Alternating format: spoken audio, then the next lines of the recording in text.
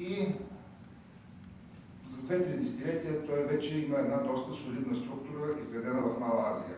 Около 7 см в дължина. Отзад много добре се виждат останки от желязна ръжда, който, както и припой направо се вижда, който ни показва, че тя е била монтирана върху железни предмети, върху железен предмет.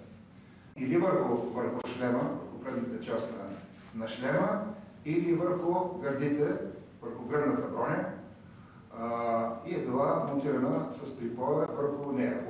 Ами, вие сега се досещате, че още е рано. Аз съм в разходки, не мога да направя всички тези неща, но други въпрос, естествено, всякакво естество, само да ви кажа, че в момента, освен този период, пак от тюркски произход, това е племето Каил. Всъщност, тюрките са в доста многобройни племена и народи, които често воюват помежду си. В падението се намират и османските сгради от последния период, от последните 20 години на съществуването на през 14 век.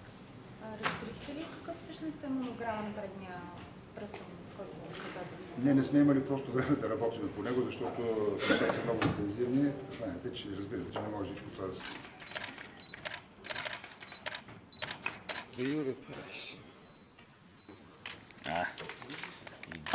Идеалка.